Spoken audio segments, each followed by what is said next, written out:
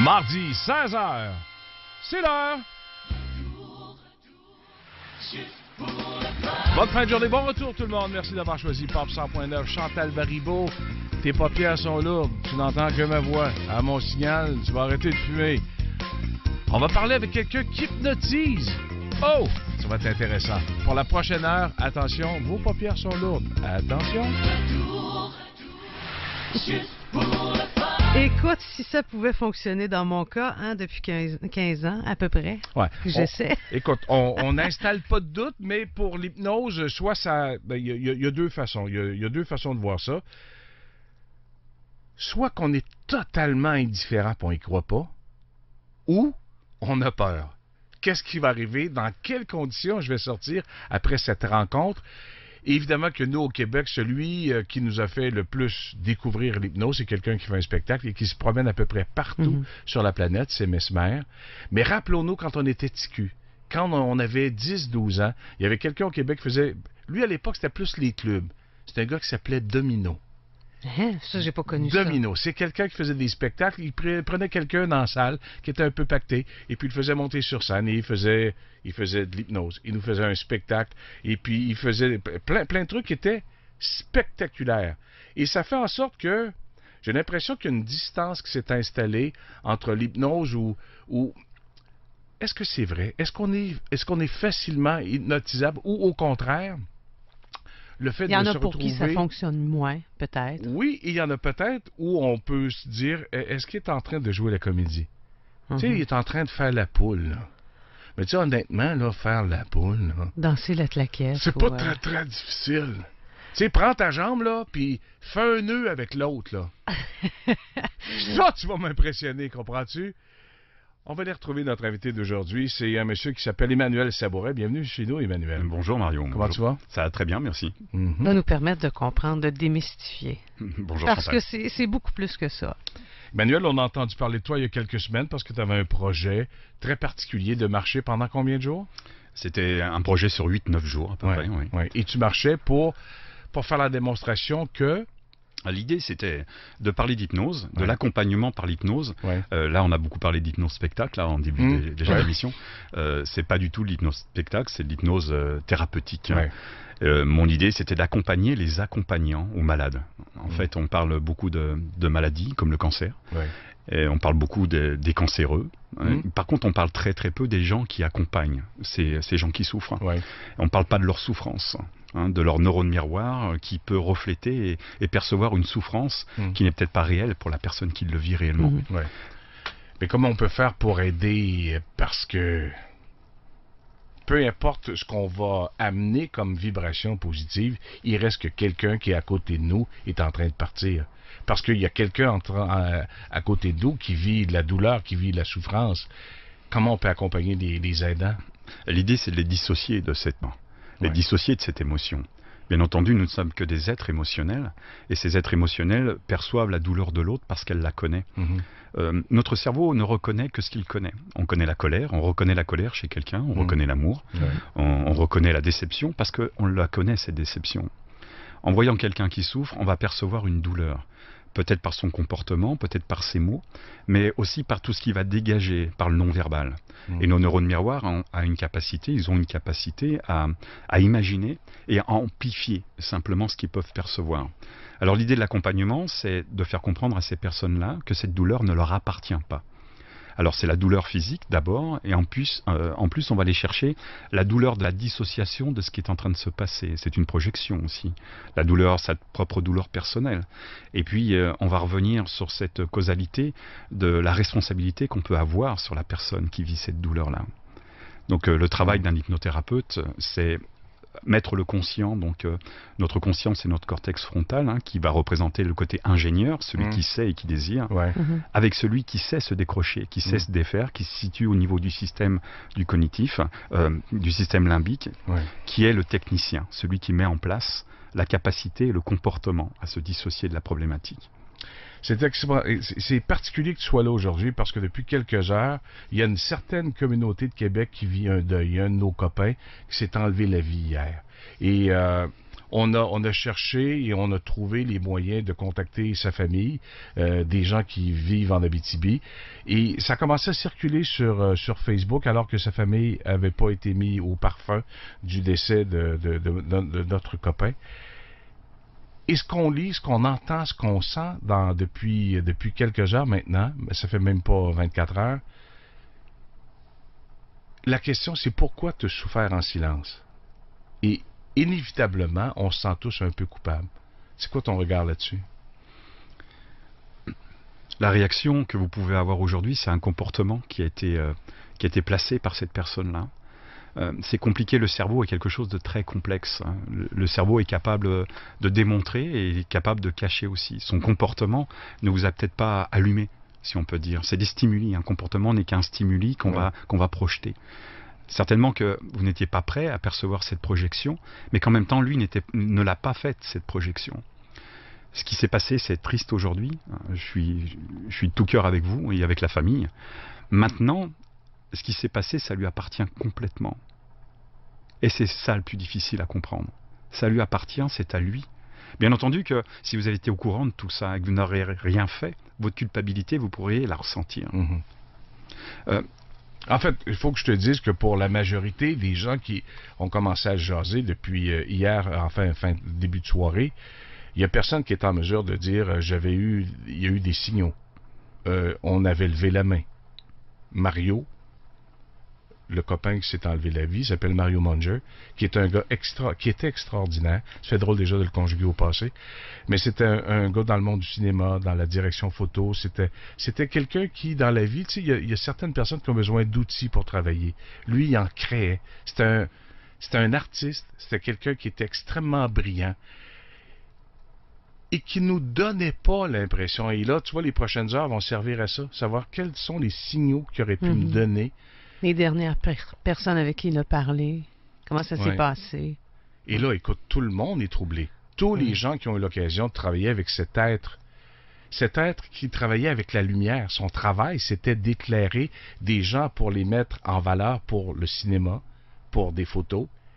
Et on n'a pas senti l'ombre, on n'a pas senti le manque de lumière dans sa vie. C'est brutal. Et je suis quand même conscient que cette douleur-là ne m'appartient pas. Dans le sens, je suis témoin de ça. Inévitablement, je pense à son fils, qui a 26 ans. Inévitablement, je pense à ses proches.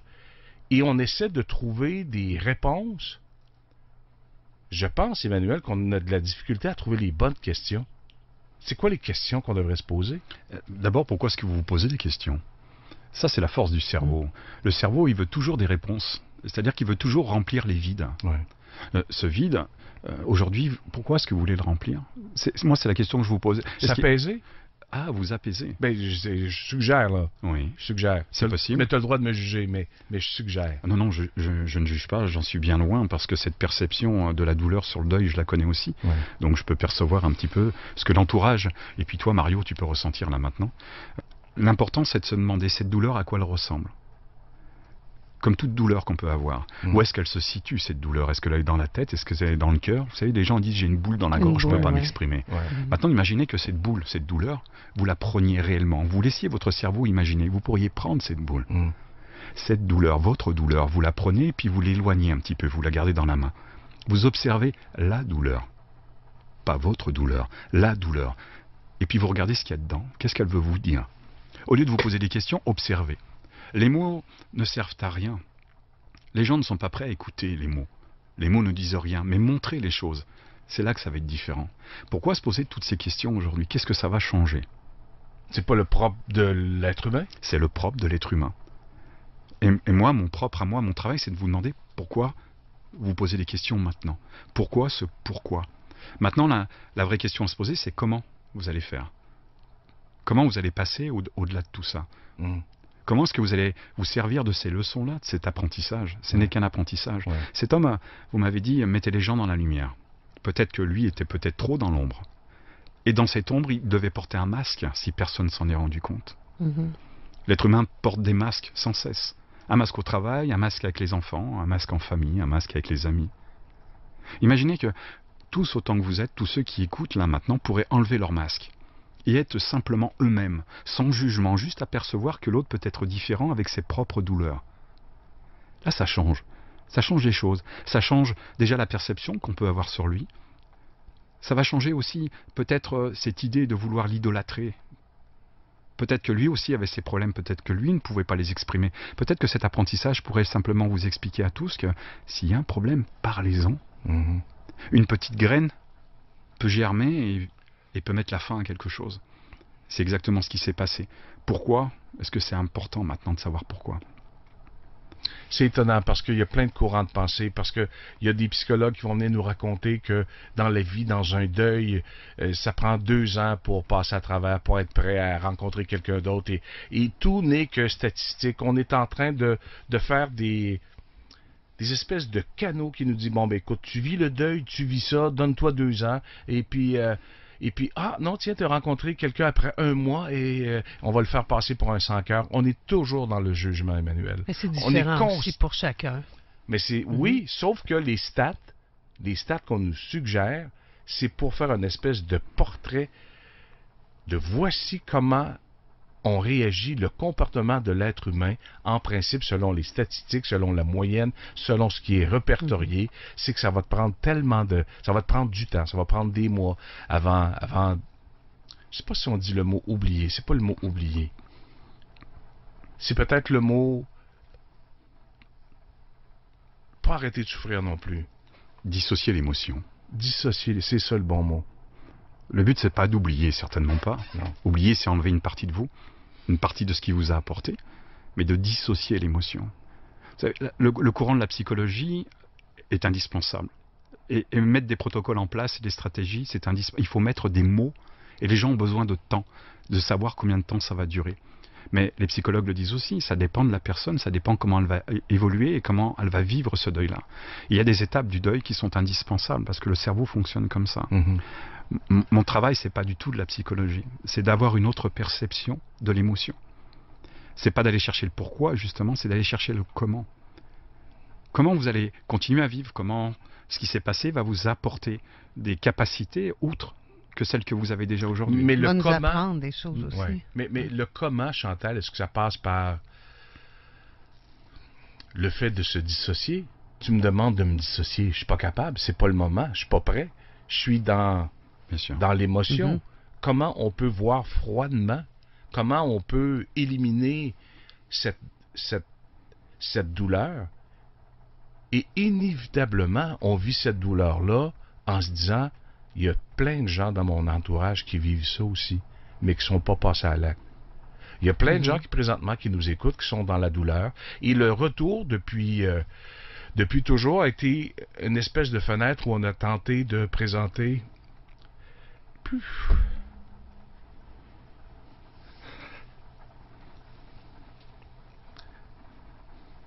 excusez-moi, des choses qui étaient amusantes, mais aussi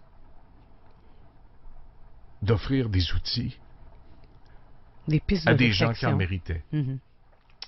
À des gens qui se posaient des questions, qui souhaitaient améliorer des trucs, à fermer des casiers, à comprendre à certains moments que dans la vie, on ne peut pas contrôler l'incontrôlable. Mais aujourd'hui, désolé. Mais il y a un truc qui est pour moi, pour ma part, tout à l'heure, Emmanuel, quand vous avez parlé de... Fait que c'est un choix. Tu sais, souvent, on parle de choix personnel. On a émis ce truc-là en début d'émission. Tu sais que c'est une décision qui est très personnelle dans le cas de ces personnes-là. Quand on parle de suicide, c'est compliqué. Notre cerveau ne fonctionne pas normalement. Dans notre cerveau, on a un endroit qui s'appelle le système reptilien, avec le système limbique, c'est la survie. Donc le but, c'est de survivre. Donc il a 3 possibilités, soit il fige face à un danger, soit il se sauve en courant, soit alors c'est le combat. Et quand le système reptilien a comme un électrochoc, c'est-à-dire qu'à un moment donné, il n'y a plus de réaction possible, notre cerveau ne fonctionne d'une façon totalement différente, et là c'est la destruction. Quelqu'un qui est complètement sensé ne peut pas se suicider. La perception est très particulière à comprendre, mais c'est comme ça. Excusez-moi Mario. C'est pour ça que ne pas comprendre ce qui s'est passé, enfin, ne pas savoir pourquoi, c'est normal. Que vous posiez les questions, c'est normal. Que vous soyez dans la douleur, c'est normal. Maintenant, il y a un travail à faire. Et moi, je vous conseille à tous d'aller voir quelqu'un, même un ami, parler. Rien que d'avoir une présence à côté de soi. Quelqu'un qui va vous écouter, même sans parler, juste vous écouter. C'est vous mettre vous-même dans un état de transe. C'est-à-dire que c'est vous dissocier et aller chercher votre douleur et la laisser s'exprimer. C'est important. Parce qu'aujourd'hui, vous savez pourquoi. Mais si vous ne réglez pas cette problématique maintenant, ça va vous suivre tout le temps. Cette espèce de douleur est appliquée parce qu'on veut avoir des réponses rapidement. On veut éliminer cette zone d'inconfort et on veut trouver des réponses pour s'apaiser. Mais donnons le droit à la peine, à la tristesse. On a le droit d'être fâché. On est fâché. On est furieux. Et ça prend le temps que ça prendra. La plus belle phrase qu'on a entendue des gens qui travaillent avec des personnes qui sont dans la souffrance, dans la douleur, c'est que le suicide est une décision définitive à un problème qui est temporaire. Sauf que quand on a la vitrine dans le visage, on parlait tantôt avant l'émission de l'arbre. Parle-moi de l'arbre, Emmanuel.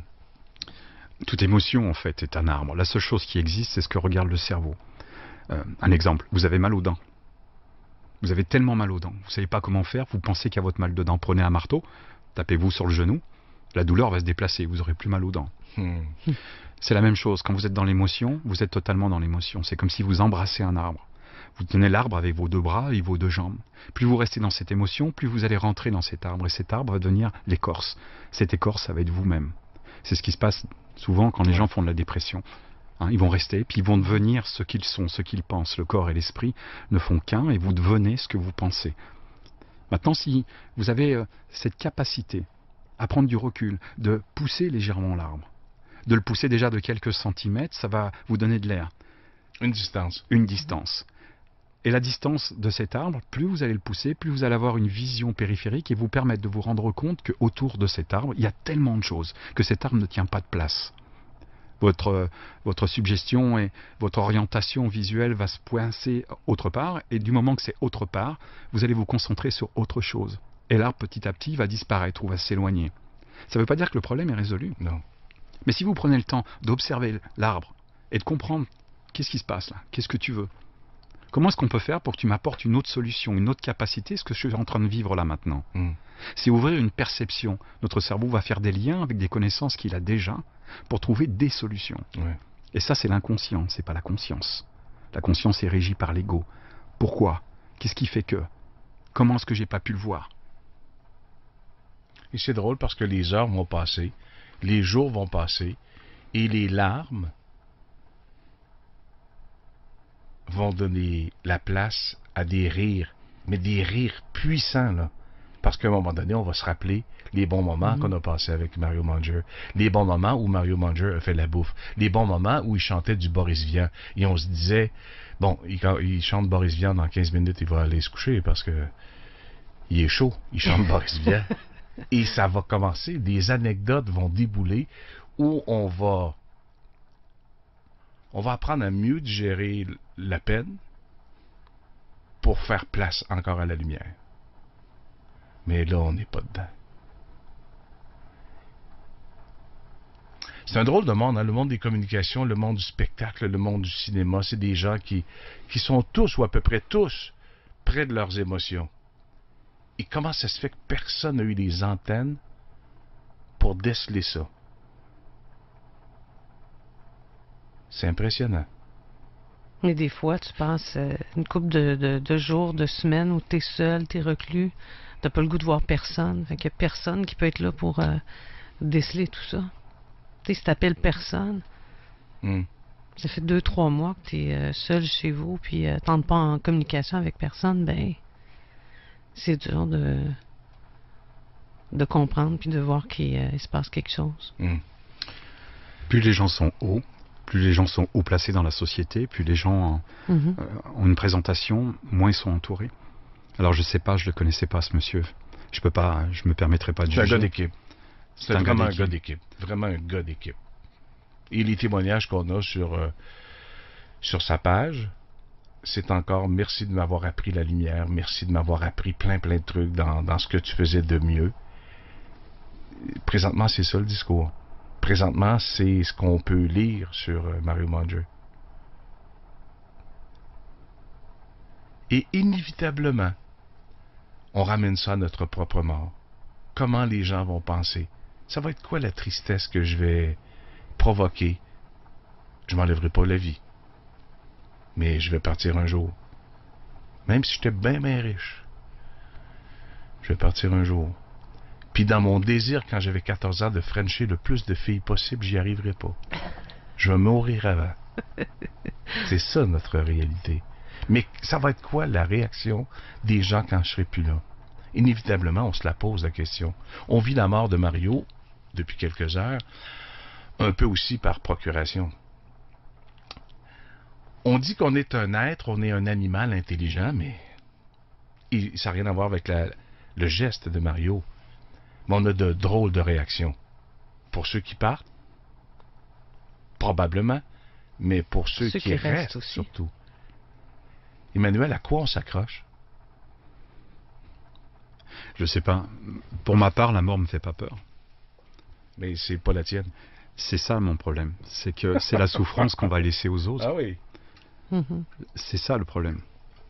Ouais. Qu'est-ce que tu fais dans la vie, toi? Ce que je fais dans la vie, j'accompagne des personnes qui sont en difficulté. C'est drôle que tu sois là aujourd'hui. C'est vraiment un hasard absolument incroyable. La fracture humaine, c'est la fracture émotionnelle, quelle que soit l'émotion qu'on va mettre dedans. Emmanuel, aujourd'hui, tu me rencontres, tu m'accompagnes, mais à tous les jours, tu as des degrés de souffrance, tu as des degrés de peine, de douleur, de saccage de l'être humain à des niveaux complètement différents. Chaque jour, c'est un nouveau travail pour toi. Chaque jour, même si c'est la deuxième fois ou troisième fois que je vois les clients, c'est un état totalement différent. En même temps, on parle de degré de douleur. Je ne sais pas si on peut la mesurer. Le degré de douleur, en fait, appartient à chacun. Chaque problématique va appartenir à chacun. Tu parles du seuil de tolérance. Oui, du seuil de tolérance. Il y a des gens qui vont perdre leur emploi et pour eux, ça va être la fin du monde. Ouais. Il y a des gens qui vont avoir un deuil. Pour eux, c'est la fin du monde. Il y a des gens qui vont avoir une fracture, une rupture sentimentale. C'est la fin du monde. La douleur n'est pas mesurable. Elle fait tout autant de mal à l'intérieur. Elle va toucher exactement les mêmes zones. Et la personne va se retrouver dans un état qui va être le même. C'est ça qui est plus compliqué. Et dans mon travail, je ne dois pas rentrer dans cette douleur. Toi, tu n'es pas le grand frère. Dans la vie, dans les gens que tu côtoies, tu n'es pas le grand frère. Est-ce que tu as besoin de secouer? Oui, ça fait un peu partie de mon travail. Oui, je suis un petit peu dans la thérapie provocatrice. Ouais. Le but, c'est de mettre la personne en mouvement. Quand on parle d'hypnose ou de PNL, ça fait partie de PNL. Les personnes attendent souvent passivement que le travail se fasse tout seul. Si quelqu'un, on parlait de la cigarette tout à l'heure, si quelqu'un attend de la magie de l'hypnose pour arrêter de fumer, qu'il reste chez lui. Il gardera son argent, mais s'il n'a pas envie, s'il ne veut pas s'engager. S'il ne fait pas l'effort. Il y a un travail à faire avant. Avant et après. Avant, après, on va parler d'auto-hypnose qui est importante. L'auto-hypnose, c'est de l'hypnose. Comme je vous disais tout à l'heure, l'hypnose n'existe pas. L'hypnose n'est qu'une technique pour permettre d'emmener la personne dans un état modifié de conscience qu'on va appeler une transe hypnotique. Emmanuel, on va faire une courte pause. On va revenir sur la cigarette, on va revenir sur l'auto-hypnose. Mais juste te dire que moi, depuis 4 ans, j'ai arrêté de fumer. Mais je suis rendu que je bouais en tabarnouche. On fait une pause. Il est hypnologue, il s'appelle Emmanuel Sabouret et je connais pas ta religion, je sais pas si tu veux faire plaisir à Jésus en faisant le travail que tu fais, mais une chose est sûre, c'est que tu souhaites à faire du bien. Ton intérêt, c'est de faire du bien, de permettre à des gens de se sentir mieux. C'est ça ta job. C'est le seul intérêt. C'est le seul. En fait, non, j'en ai un deuxième intérêt en fait. Ouais. Mon deuxième intérêt, c'est que les gens, ils apprennent à se servir de leur cerveau. On n'apprend pas ça à l'école. Ça serait tellement simple qu'on apprenne aux gens comment apprendre. Chantal, ça revient à ce qu'on dit tout le temps. On parle souvent de ça. On dit souvent ça. Faites confiance à la partie qui sait. Ça, j'adore ça. Faites confiance à la partie qui sait, oui. Et puis travaillez sérieusement sans vous prendre au sérieux. Très souvent, les gens sont sérieux, ne rient pas On peut très bien rire et apprendre en même temps. Ouais. Nous sommes sur cette terre pour prendre du plaisir. Rien d'autre. Si vous regardez la base de la cellule, c'est manger.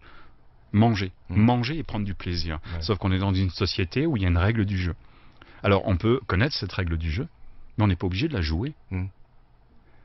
Aujourd'hui, on peut travailler sérieusement sans se prendre au sérieux. Et pour ça, on va inculquer de l'humour à notre travail.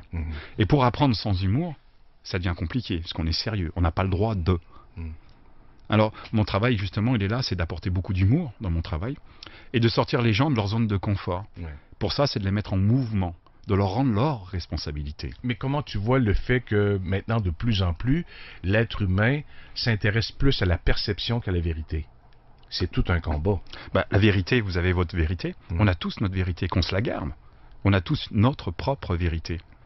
Donc, pourquoi inculquer une vérité à quelqu'un? Le but, c'est d'accepter que la personne qui est en face de nous ne possède pas la même vérité que nous. Et l'intelligence dans tout ça, c'est de l'écouter pour pouvoir avoir une autre perception de notre propre vérité. Notre vérité n'est peut-être pas la réalité. Ouais. Si on regarde rien que ce micro, il est marron ou noir. Mais est-ce que vous voyez le marron et le noir de la même manière que moi? Ça, c'est ce qu'on nous a inculqué, parce qu'on nous a dit que c'était marron ou noir. Ouais. La seule vérité qui existe, c'est celle qu'on a à l'intérieur de nous. C'est pas celle qu'on nous a inculquée. Mais quand tu racontes tes trucs, tu parles de ta vérité. Tu parles de ta façon de tenter d'aider. C'est ta forme de vérité. J'inculque pas ce qu'on appelle la carte du monde. J'inculque pas mes croyances à moi. Je vais d'abord, c'est pour ça qu'on parle de PNL aussi au niveau de l'hypnose. À Coaching Québec, on travaille beaucoup là-dessus. C'est cette perception de l'autre. La perception de l'autre, c'est quoi? C'est la carte du monde. Comment est-ce qu'on perçoit les choses? Quelles sont nos croyances? Quelles sont nos valeurs? Alors, c'est pas bien ou pas bien, mais on a tous des croyances et des valeurs qui sont différentes. Ouais. Moi, mon but, c'est de comprendre comment fonctionne la personne qui est en face. C'est quoi ses croyances? C'est quoi ses valeurs? Et de me mettre à penser comme elle. Et une fois que je pense comme elle en l'écoutant, les mots ou le non-verbal du corps qui s'exprime très fort me permettent de mettre de la lumière et de lui faire des stops, de lui permettre de s'arrêter à certains moments où il y a une réaction pour lui demander qu'est-ce qui se passe là maintenant? Qu'est-ce que tu ressens vraiment? C'est prendre le temps de s'intérioriser et de percevoir que peut-être ce qu'on est en train de dire, il y a une incongruence avec ce qu'on ressent. Donc, de tenter de déprogrammer des trucs qui nous ont été inculqués et qu'on a l'impression que c'est la seule façon d'agir. Voilà, le mot déprogrammation, c'est vrai que c'est une métaphore, un symbole, on ramène beaucoup ça à l'ordinateur. Le but, c'est pas de déprogrammer, c'est de pouvoir faire évoluer la programmation, d'avoir une autre perception, de se dire, nous aussi, on est capable. Donc, d'aller chercher des ressources qu'on a déjà et de les placer dans un environnement qu'on a besoin. Ouais. Écoute, on va prendre quelqu'un au hasard dans le studio. Mettons quelqu'un qui a des seins. Dans les 3 personnes qui sont en studio, là, regarde, là, il y a quelqu'un qui a plus de seins que moi. On pense que, oui. Bon. Et cette personne-là, depuis 4 ans, a peur d'arrêter de fumer parce qu'elle a peur de grossir. Et on s'est permis de prendre les 25 prochaines minutes parce qu'on ne payera pas. T'as pas une scène. Non. Ah, tu vas le payer? Qu'est-ce que tu as envie de raconter à Chantal? Qui, depuis 4 ans, mais elle a diminué, elle a fait des efforts. Je sais qu'elle fait des efforts, je suis témoin. Mais depuis 4 ans, Chantal veut arrêter de fumer. Qu'est-ce que tu as envie de lui dire? Mais c'est comme toute dépendance qu'on peut avoir et c'est comme toute action qu'on a dans la vie. N'importe laquelle, ça peut être le sucre aussi. Ça peut être le sucre, puis ça peut être la cigarette qui a été remplacée par autre chose. Ouais. La problématique, elle est là. C'est que le cerveau ne supporte pas le vide. Donc la cigarette, elle a une raison d'être. Alors ça peut être une récompense, ça peut être un cadeau qu'on se fait pour se remercier de la journée ou d'un bon moment à passer. Pour enlever un peu de stress. Oui, le stress, il a une raison d'être. Qu'est-ce qui fait qu'il y a le stress? Derrière tout ça, en fait, la cigarette, c'est un symptôme. On se met à fumer, on va avoir des problèmes de respiration et du reste, ce que je souhaite à personne. Mais la cigarette a un besoin nécessaire. Derrière, il y a une émotion. Et c'est ce symptôme-là qu'il faut définir. Quelle est l'émotion qui est derrière? La cigarette, ça permet de déstresser, ok? De déstresser pourquoi? Quand? Où? À quel moment? Est-ce qu'il y aurait d'autres possibilités de déstresser sans utiliser la cigarette? Donc à partir de là, le travail qui est à faire, c'est de définir qu'est-ce qui pourrait remplacer la cigarette et apporter le même confort, et le même réconfort. Maintenant, on pourrait travailler aussi sur Mais suggère, ok, j'entends ça, mais suggère. C'est quoi les autres béquilles qui pourraient être moins nocives pour la santé? On remplace ça par quoi? C'est pas moi qui vais le décider. Non, mais dans l'éventail des gens qui ont trouvé des carottes, des solutions. céleris. Ça peut être aussi de l'estime de soi ou de la confiance. On n'est pas obligé de le remplacer par quelque chose de matériel. Ça peut être la fierté. Ça peut être de la fierté, ça peut être du sport. Ça peut être aussi un plaisir d'avoir été capable d'arrêter et de remplacer cette cigarette par cette fierté d'avoir pu stopper la cigarette. C'est vaste. Il y a 7,5 milliards d'habitants sur cette terre. Il y a 7,5 milliards de façons de trouver une solution pour arrêter la cigarette. Un petit exemple tout simple. J'ai un homme qui vient me voir justement pour la cigarette. Il a beaucoup ralenti. Il est passé à 7-8 cigarettes par jour. Mais le problème, en discutant avec lui, c'est qu'il y a une cigarette qui ne peut pas se passer. Une seule. C'est celle du soir, quand il rentre chez lui après un moment de travail. Avec son scotch. Non, mais il y a les enfants à la maison qui crient, qui font du bruit. Et lui, c'est ces 10 minutes de cigarette qu'il va passer sur le balcon pour être tranquille. Il a trouvé une solution. Pour remplacer cette cigarette, il est simplement sorti avec son chien. Et il est allé faire son tour avec son chien, plutôt que ce soit un de ses enfants qui sortent le soir, c'est lui qui le fait. Et ça a remplacé sa cigarette qui était absolument indispensable. Ça compense. Ça a compensé l'ensemble de ces cigarettes de la journée. Souvent, vous allez chercher trop loin des choses qui sont juste sous le nez. Mais où est l'hypnose là-dedans? Je t'entends, j'entends ton registre de voix qui est rassurant. J'entends un registre de voix qui est captivant. Mais où est l'hypnose? Dans les conseils, dans les trucs que tu viens de mentionner, où est l'hypnose? Alors là, on va travailler en PNL. Il y a une hypnose conversationnelle qui va s'intégrer. L'hypnose conversationnelle, c'est simplement des mots et des suggestions qui vont être placées. Ces mots et ces suggestions vont commencer déjà à ouvrir une perception, à fêler une croyance. Quand la croyance est fêlée, la personne va être complètement concentrée sur sa problématique. Du moment qu'elle est absorbée par sa problématique, on a déjà un état de transe qui va s'installer. Il suffirait de lui demander de fermer les yeux et de lui faire vivre toutes les capacités, après avoir discuté avec elle, toutes ses capacités, et faire vivre avec les sens, pas juste la visualisation. Visualisation, c'est une technique qui fait travailler surtout l'occiput, à l'arrière du cerveau. Sauf que notre programmation, notre façon de penser, nos ressentis, se trouvent dans les deux hémisphères. Donc il faut les faire travailler les deux hémisphères. Et ça, c'est les sens. On va parler du VACOG, visuel, auditif, kinesthésique, olfactif, gustatif. On va jouer sur tous ces sens. Et plus il y aura de sens qui vont être développés, plus le système neuronal va se mettre en place pour faire des liens et compenser l'ensemble. Alors, très souvent, en hypnose ericksonienne, on va faire fermer les yeux, mais très souvent, les yeux vont se fermer sans qu'on te demande de les fermer. La personne sera tellement intégrée sur elle-même, retournée sur elle-même, qu'elle vivra comme dans un autre monde, comme dans un rêve. De la même manière que vous regardez un tableau, et vous commencez à imaginer une image, une histoire, comme vous êtes dans un film en train de vivre la terreur qui est en train de se passer ou la douleur qui est en train de se vivre. De la même manière que vous écoutez peut-être une musique, une radio, et vous êtes complètement absorbé par ce qui est en train de se faire. Tout ce qui se passe autour de vous, vous ne l'entendez plus. Il n'y a plus d'intérêt. Parce que l'intérêt, il se passe à l'intérieur. Juste à l'intérieur. Dans les émotions. Et alors que les émotions sont en train de réagir, du côté positif, toujours dans une approche solution, l'hémisphère, donc les neurones vont se mettre à agir, et ces neurones vont commencer à interférer et à interréagir. Des capsules de molécules, d'émetteurs à récepteurs vont commencer à se lier comme une nouvelle programmation, et à un moment donné, à force de répétition, les neurones vont se lier. La programmation va s'installer, comme on disait tout à l'heure, va se mettre en place. Ça ne veut pas dire que vous aurez oublié que vous fumiez avant. Mais par contre, vous aurez plus cette envie qui était nécessaire, parce que vous l'aurez remplacée par quelque chose de beaucoup plus agréable. Tu sais qu'il y a des gens qui nous écoutent présentement et qui se disent « T'es un maudit fou. » Est-ce que c'est les... Non, mais c'est vrai ce que je te raconte, Emmanuel, parce que il y a plein d'incrédules. Est-ce que c'est plus les filles qui apprécient le discours, ta façon de travailler? Est-ce que le pourcentage homme-femme est pareil de tes clients? J'ai plus de femmes que d'hommes. Bon, tu vois, alors c'est pour ça que je te dis qu'il y a des gens qui nous écoutent présentement. C'est qui ce malade-là? Alors, Mario, moi je travaille avec des gens qui travaillent comme ouvriers, mais je travaille aussi avec des chirurgiens, des neurologues, avec des psychologues, avec des psychiatres. Je travaille avec des ingénieurs, des gros chefs d'entreprise. Ce que je vous dis là, c'est tout. Je me base sur la science, uniquement sur la science. Mon but, c'est de parler de l'hypnose, mais avec ce que nous donne la science moderne. Je comprends. Mais est-ce que ça va m'aider si j'ai confiance en toi? Si j'arrive et j'ai peu confiance, est-ce que c'est l'échec assuré? Mais c'est le rapport au départ. Oui. Bien sûr qu'on le voit tout de suite. C'est la capacité, vous allez pouvoir faire ce rapport avec cette personne qui est en face de vous. C'est un état d'être. Ça s'apprend, mais en même temps, c'est un état d'être. Vous ne pouvez pas être faux dans l'accompagnement.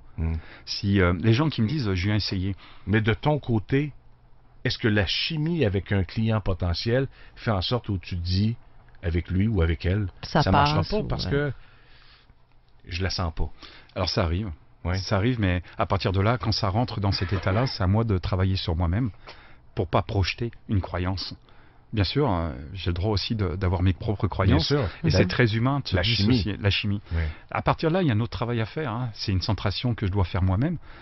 C'est à moi de travailler pour mettre ce rapport en place. Mais on retrouve souvent ces gens qui viennent nous dire « je viens essayer, je viens voir si je peux avoir confiance ». Ma façon de travailler, elle est très simple. Je leur dis « regardez si vous avez confiance, mais si moi j'ai pas confiance en vous, je ne travaillerai pas avec vous ». C'est encore rendre la responsabilité à l'autre de s'engager dans le changement. La liste sur les trucs les trucs sur lesquels tu as travaillé avec des clients, avec des patients. Des clients, les patients, c'est médicaux. OK, donc avec les clients. Oui. Ça va de la cigarette à quoi? On travaille sur quoi? Alors on va travailler sur la douleur, on va travailler sur l'énurésie. Qu'est-ce que c'est? L'énurésie, c'est le pipi au lit. Ah, OK. Le pipi au lit ou l'érinésie diurne qui se passe. Je vais travailler quoi sur le deuil, beaucoup. On va travailler sur la maladie. Des gens qui sont malades et qui voudraient justement avoir une autre perception de leur maladie. On va parler sur les séparations de couple. On va parler aussi, il y a tellement de choses, en fait, tout est ouvert. Je ne touche pas à la schizophrénie, par exemple, ça c'est une chose qui est sûre. Je ne touche pas à ce qui touche la détresse de la personne, c'est-à-dire ça ne m'empêchera pas de travailler avec des gens qui ont des problèmes personnels. S'ils sont suivis par des psychologues, je veux les accompagner, mais pas sur une détresse de dépression, par exemple. La personne qui va à ton cabinet et qui dit « écoute Emmanuel, ça m'a pris du temps. Mais je suis en mesure de comprendre, de confirmer que je suis une victime. Je suis toujours dans la victimisation. » Oui. On va où? On commence par quoi? On va commencer par comprendre déjà cette victimisation, qu'est-ce que ça lui apporte? Le cerveau ne fait rien de gratuit. Est-ce que c'est juste de l'attention? Ça ne peut être que de l'attention? Non, ce n'est pas que de l'attention. Ce qu'il faut se dire, c'est que chaque comportement qu'on va avoir, comme dans la communication, il y a une résultante. Il y a une attente derrière. Il y a une attente derrière. On va parler souvent des gens qui sont sauveurs. Quelqu'un qui est sauveur. Il s'oublie sauveur, mais il a une attente derrière, il a une attention. C'est peut-être qu'on fasse attention à lui. Quand un médecin m'envoie quelqu'un qui a une douleur qui n'est pas explicable, on va se rendre compte qu'au bout d'un certain moment, c'est cette douleur, elle a une raison d'être.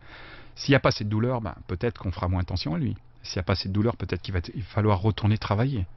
Il y a toujours une raison dans chaque action qu'on va entreprendre. Est-ce que c'est ce désir de laisser savoir aux autres qu'on est en vie, qu'on est là, qu'on est présent, qu'on veut de l'attention? De la reconnaissance. Si on avait, comme les chiens, une queue en arrière et on se rend compte qu'elle branle, mais personne ne se rend compte qu'on est content, qu'est-ce qu'on va faire? Mais il y en a qui le font, mais devant, mais on ne le voit pas non plus, mais ils sont contents. Ouais, mais ça branle pas dans le même sens. Ouais. Non, mais c'est extraordinaire, la job.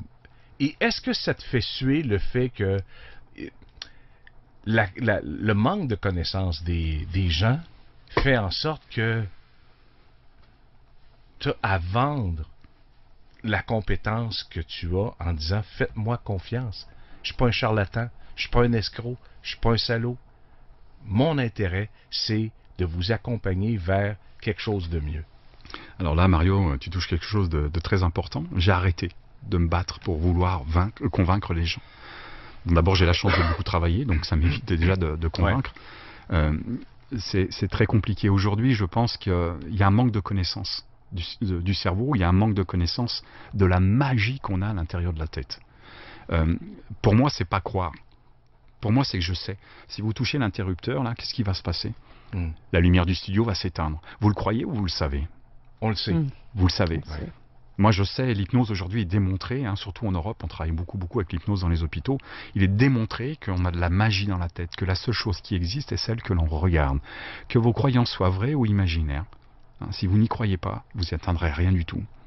Oui, mais on a grandi, Emmanuel, avec des magiciens et on nous a appris que chaque tour de magie, il y a un truc, que c'est pas vrai. Oui, je comprends. Tu comprends? Je suis pas magicien du tout, moi. Et je vois de la magie tous les jours dans mon bureau. Je vois des gens qui sont absolument exceptionnels. Et ça vient de l'intérieur. Vous pouvez pas imaginer le travail qu'ils font après qu'ils travaillent. Que ce soit pour l'insomnie, que ce soit quelqu'un qui a été amputé, que ce soit quelqu'un qui vient de perdre plusieurs membres de sa famille. Vous voulez un cas difficile? Je vais vous donner un cas difficile. C'était à mes tout débuts. Dans mon cabinet, j'ai un monsieur qui prend un rendez-vous, qui arrive, 44 ans. Il s'assoit à côté de moi, on commence à discuter un petit peu et je lui dis « Qu'est-ce qui vous emmène ici ?» Il me dit « J'ai pas vu mon oncle depuis 30 ans, je suis allé le voir il y a 3 semaines. Il était dans son boisé, dans son chalet. Et quand je suis arrivé, il était avec 2 copains, ils étaient tous les 3, ils étaient sous. Ok, qu'est-ce qui s'est passé? Ils m'ont violé. Je commence, je sais pas. Je vois un homme costaud à côté de moi et qui me raconte quelque chose qui me dépasse. On a travaillé ensemble une bonne heure et demie. Il y a quelque chose de formidable qui est arrivé. Il m'a appelé 15 jours après et je n'ai pas reconnu sa voix au téléphone. La perception qu'il a eue sur ce qui s'est passé, le fait de se sentir responsable et de ne pas avoir agi en conséquence. Il se sentait sale. Il se sentait sale. Alors, je ne dis pas qu'on a retravaillé à côté, bien sûr, mais ça lui a changé sa vie, cette perception. C'est pas à lui que c'est arrivé, c'est à celui qu'il était. Toutes les problématiques qu'on peut avoir, qui sont du passé, c'est pas à nous que c'est arrivé. C'est à celui qu'on était. On n'avait pas ces connaissances qu'on a aujourd'hui, parce que si ça devait recommencer aujourd'hui, ça ne recommencerait pas. Parce qu'on sait qu'on agirait différemment, parce qu'on a permis à notre cerveau d'avoir une autre perception, d'avoir du recul, et d'avoir pris simplement le temps de comprendre ce qui est en train de se faire. Si Emmanuel Sabouret rencontrait quelqu'un que tes compétences, Emmanuel dirait quoi à cet homme-là? Merci. Mais au-delà de ça, tu n'as rien sur lequel tu dois travailler ou... Ah si, je travaille tous les jours sur moi. Ouais. Je fais de l'auto-hypnose tous les jours. J'ai des problématiques comme tout le monde.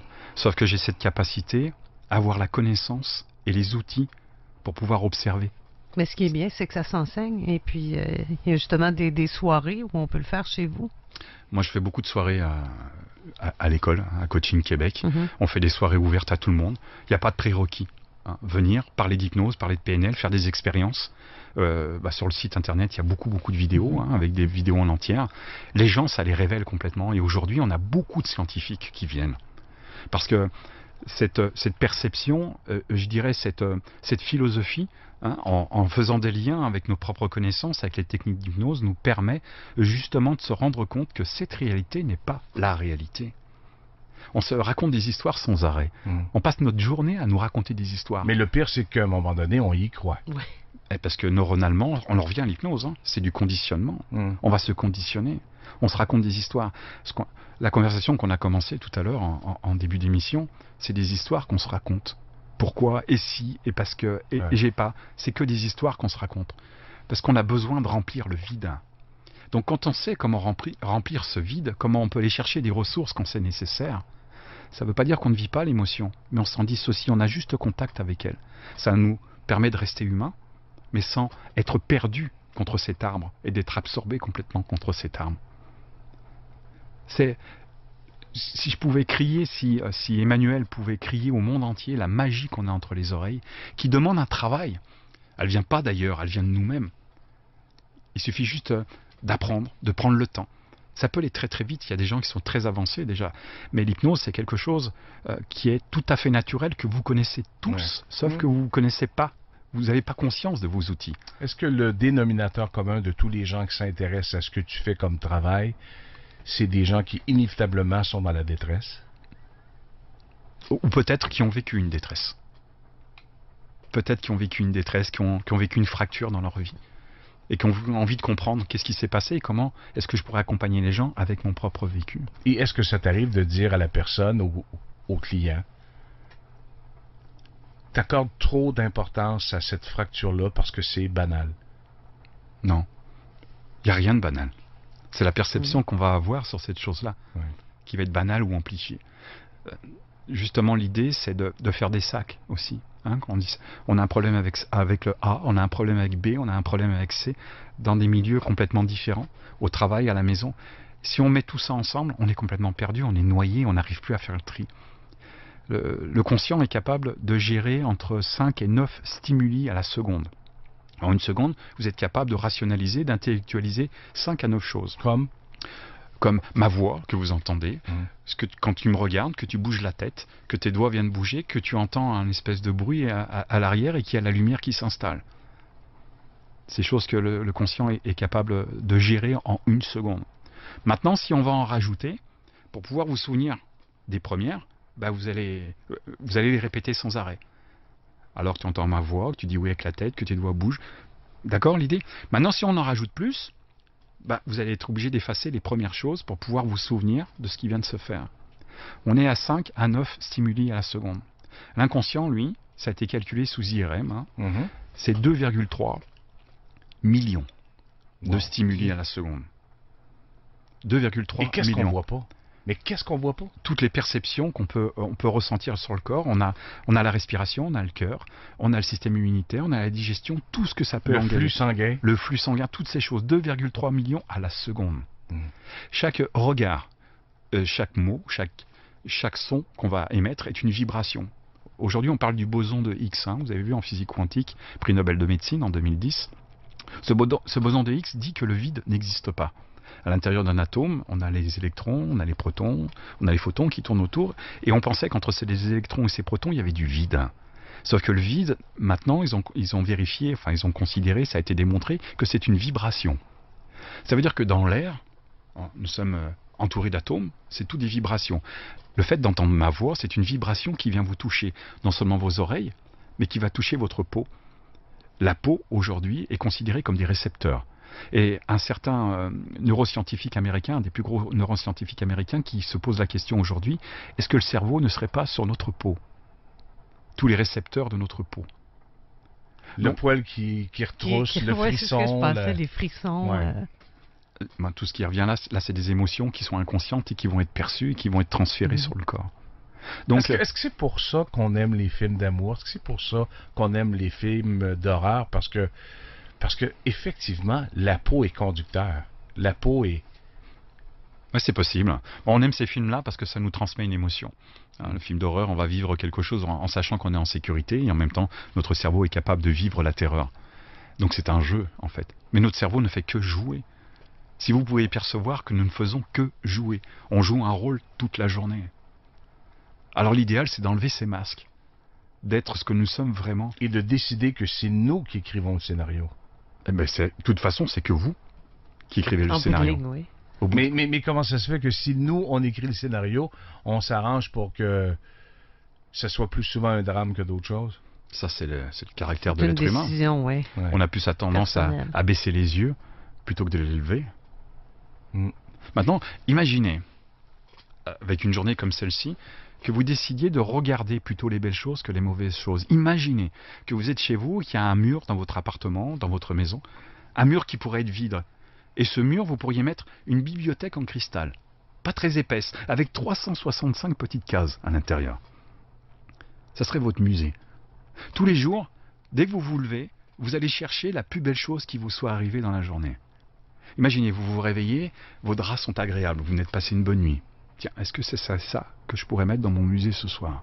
Vous allez sous la douche, l'eau est agréable, vous vous réveillez, vous sentez qu'il y a le soleil à l'extérieur. Un bon moment, tiens, si c'était ça qu'on pouvait mettre dans l'armoire. Après une discussion, ta blonde te dit, ben oui, t'as raison. Ah non, ça arrive pas souvent. 2-3 fois dans c'est vrai, c'est un bon truc, ça. Et toute la journée, vous ne faites que repérer les plus belles choses. Et c'est pour cette même raison qu'on demande à des gens de temps en temps, pourquoi tu n'es pas en train de faire le répertoire des chansons qui te font le plus plaisir dans la vie?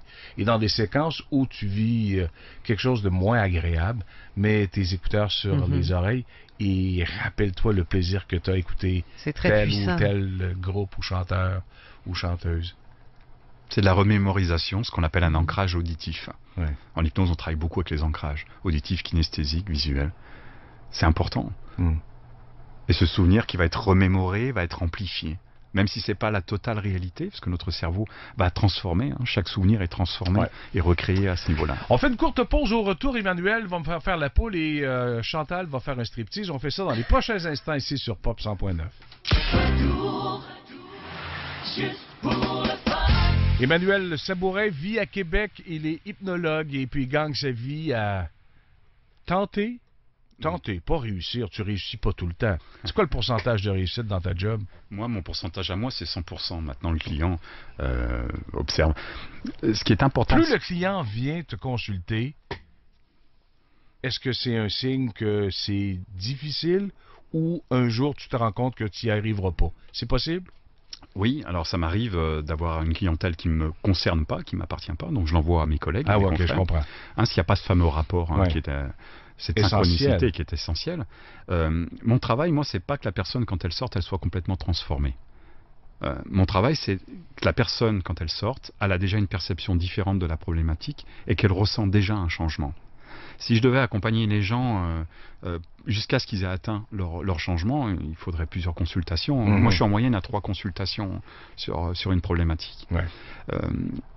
Je pense que les gens sont contents parce que je travaille qu'avec le bouche à oreille, donc c'est une belle chose. Et puis, ça va tellement loin, on va travailler sur tellement de choses. On peut travailler sur la jalousie, on peut travailler sur la colère, on peut travailler sur la communication, sur sa façon de s'exprimer.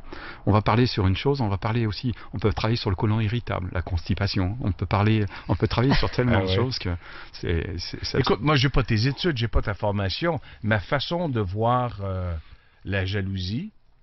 Et tu es conscient d'un truc, Emmanuel, hein? Quand on ouvre les lignes, quand on demande aux gens, est-ce que, selon vous, la jalousie, c'est une qualité? Il y a peut-être 30% qui vont dire que oui.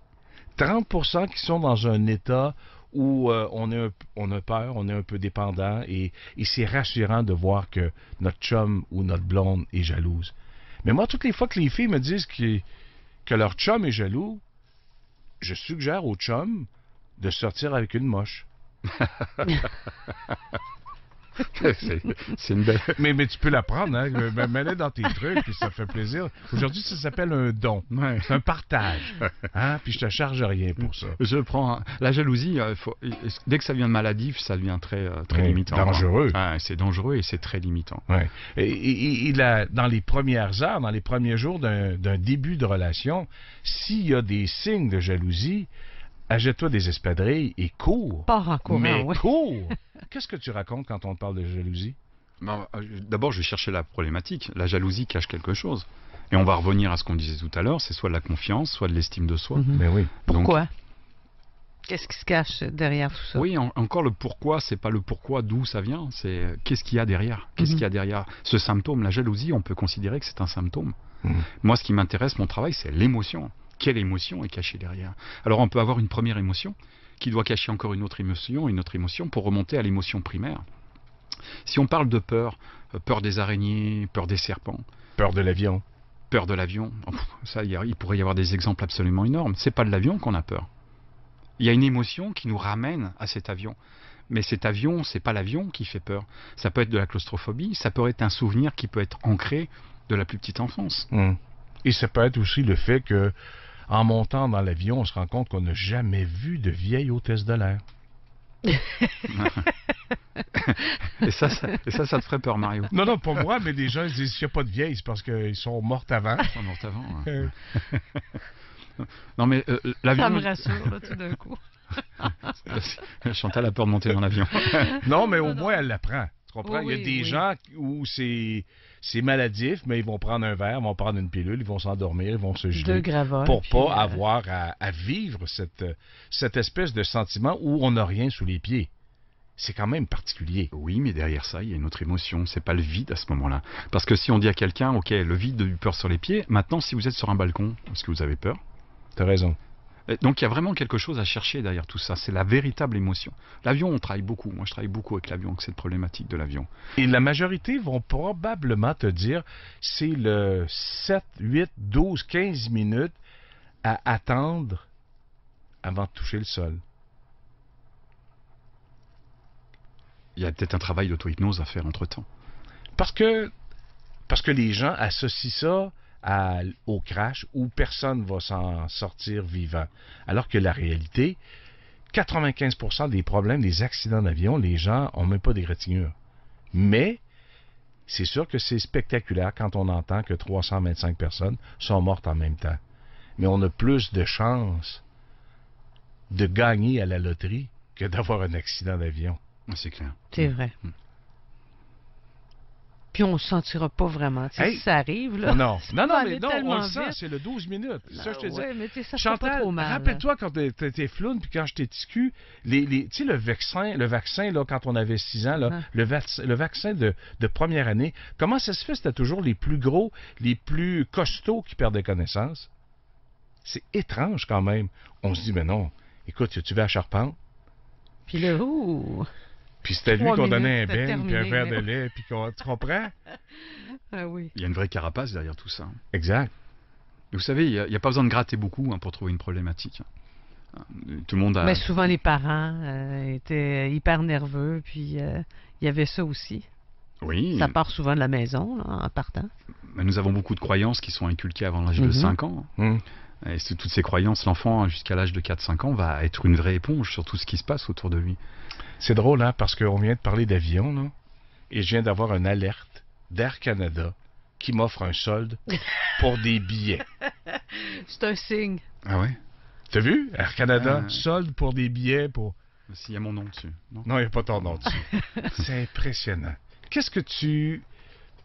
Comment t'expliques la synchronicité? Dans un premier temps, explique aux gens qu'est-ce que c'est la synchronicité. La synchronicité, c'est quoi? C'est quand on va faire une action, on se retrouve avec ce qu'on peut appeler la chance ou le hasard qui va se pointer sur notre chemin. Au moment où on a besoin, où on a parlé d'eux, il y a une rencontre qui se fait, où on va l'appeler, pour être vraiment simple, à propos. Oui, alors il y a plusieurs écoles pour la synchronicité. On pourrait parler simplement de la vibration, de ce qu'on va ressentir, de cette perception que l'inconscient va recevoir. Et que quand l'inconscient va percevoir une perception, si c'est traité par l'inconscient, on va être en dessous de 270 millisecondes. Le stimuli va être inférieur à 270 millisecondes. Le fait d'y sentir et de penser à quelque chose en même temps, cette synchronicité de percevoir quelqu'un qui va arriver et que consciemment on n'en aura pas conscience, et qu'on va en parler à ce moment-là, cette synchronicité va passer ce stimuli au-dessus de 300 millisecondes. Ça veut dire qu'on le perçoit, notre cerveau va le traiter, et après on va le voir. Notre conscience va le traiter. Et le fait de le traiter en même temps, c'est de se dire, je viens d'y penser. On est passé au-dessus de 270 millisecondes, et c'est le hasard qui nous a placés sur ce chemin-là. Ça, c'est une école. Moi, je pense que la chance et le hasard n'existent pas. Je pense que c'est la préparation qui va faire. Vous savez, il y a des gens qui vont vous dire « Ouais, t'as de la chance, tu fais ça. Ouais, t'as de la chance, j'aimerais être à ta place. » Pour arriver quelque part, tout le monde l'a préparé. Soit étudié, soit y a réfléchi, soit ouvert son esprit dans la possibilité de. Et quand cette chose arrive, ce hasard arrive, cette chance arrive, bah vous êtes prêt à le voir. On a fait de la place. Vous avez fait de la place et vous êtes prêt à le réceptionner et à le recevoir. En même temps, l'énergie que vous allez mettre dans une action pour atteindre quelque chose va bouger les énergies autour de vous. C'est-à-dire que si vous voulez avoir un nouveau poste, ce poste, vous allez le préparer, vous allez faire votre recherche. Et vous allez vous rassurer, vous allez avoir confiance en vous. Quand vous allez arriver face à cette personne, au moment de l'entretien, elle va voir quelqu'un qui sait de quoi elle parle et qui a confiance. Donc vous allez dégager quelque chose que consciemment vous ne percevez pas, mais qu'inconsciemment, l'inconscient a complètement perçu. Et ça change toute la perception. Mais ça ne veut pas dire par contre que la personne est meilleure que celle qui est plus fragile dans l'exercice de la rencontre. Non, pas du tout. Hein? Non, pas du tout. C'est le fait de se préparer et d'être prêt. D'être prêt. On parle de synchronicité. Je sais que quand ma femme est tombée enceinte, moi je voyais jamais de femme enceinte. Quand ma femme est tombée enceinte, je me suis dit, mon Dieu, toutes les femmes sont enceintes. On a l'impression de voir que des femmes enceintes. La synchronicité va faire partie de notre préparation de ce qu'on veut atteindre, des choses qu'on a mis en place, de la perception et de l'ouverture qu'on va avoir à le recevoir à ce moment-là. Après, il a été démontré au niveau mathématique que la synchronicité n'existe pas. Parce qu'on va relever juste ce moment précis, alors qu'il y a des milliers d'autres fois où vous auriez pu voir de la synchronicité et vous ne l'avez pas perçu. Donc, tu appelles ça tout simplement une coïncidence? Non, moi j'appelle pas ça une coïncidence. J'appelle ça une préparation à la perception. On va se préparer à percevoir cette chose. Pour ma part, ça va être ça. Je comprends. Parle-moi, je ne sais pas si on peut aller là, mais parle-moi des rêves, les trucs prémonitoires. Prépare-moi à la nuit que j'ai passée avec les films que j'ai vus, avec les histoires que j'ai inventées, avec les scénarios que j'ai composés. L'importance de ça à mon réveil. Comment tu vois ça? Alors, on va pas rentrer dans l'ésotérisme, c'est pas mon chemin. Lorsqu'on parle de rêve prémonitoire, ça peut exister. Je ne suis pas là pour le juger, ça peut exister, puis ça peut arriver. Là, on pourrait ramener ça à la science en disant que c'est une perception de vibration qui a pu se passer quelque part. Bon, j'en suis pas là. Pour moi, le rêve, d'après les études que j'ai pu faire, c'est notre cerveau qui a besoin, en fait, de défragmenter, de ranger les choses à leur place.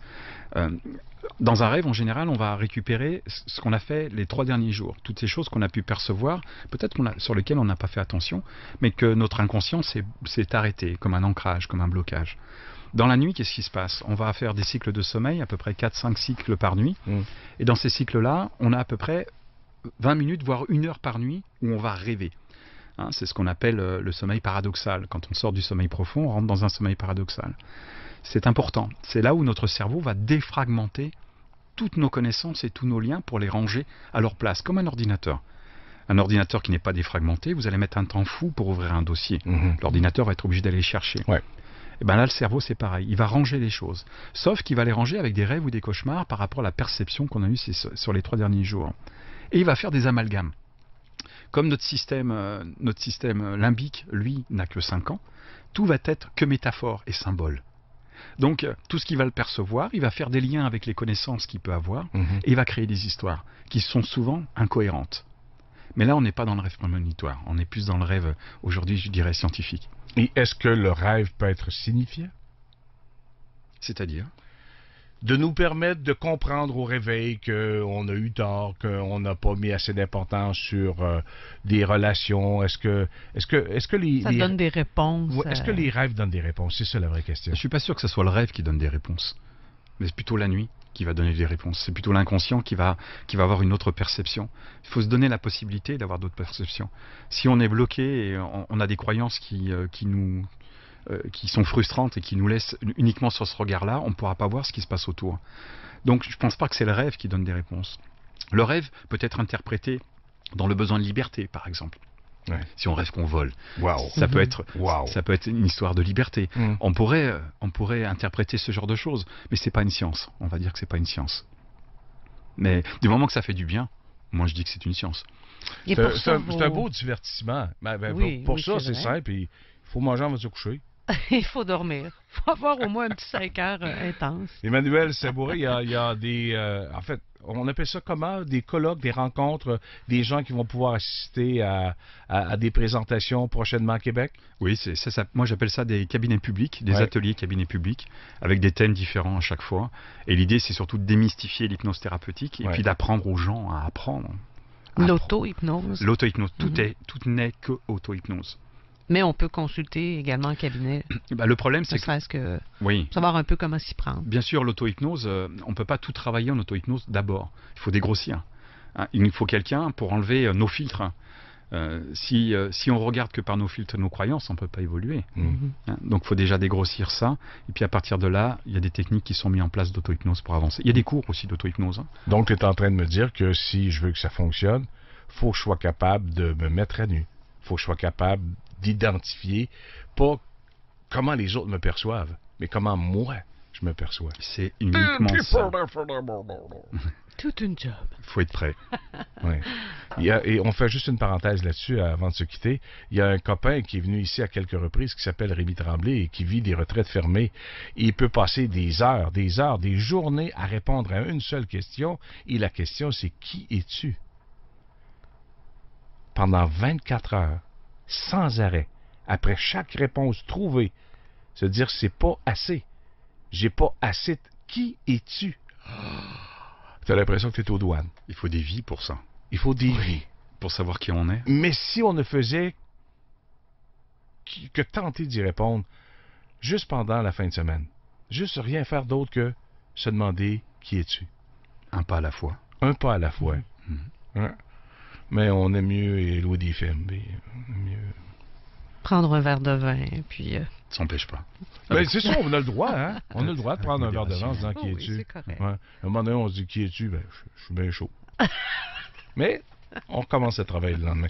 Je suis content de t'avoir rencontré. Tu me fais du bien aujourd'hui, Emmanuel. C'est un vrai plaisir. Un vrai plaisir. On va se reprendre et puis tu reviens, j'allais dire quand tu veux. Rappelle, prends pas de chance. Rappelle. Et si on est dispo, on va être vraiment content de te retrouver. Je donne l'adresse aux gens. EmmanuelSabouret.com. De toute façon, il y a les vidéos. Il y a également les différentes formations à venir, dont en septembre, j'ai vu ça, formation en auto-hypnose qui sera disponible. Alors, vous allez avoir tous les détails pour en savoir un petit peu plus. 16 et 17 septembre prochain à Québec. Merci. Naissance, je le souhaite d'une amitié. On se dit à bientôt. Avec grand plaisir. Merci de m'avoir reçu. Merci. On fait une courte pause et on va parler de quelque chose c'est vraiment, vraiment délicat. Ça peut vous aider. Ça peut vous amener dans un avenue où peut-être que vous Vous avez besoin de ça et votre entourage a besoin de ça. On parle de quelque chose de particulier qui se passe avec les gens de Cuba et on vient dans un moment sur Pop 100.9.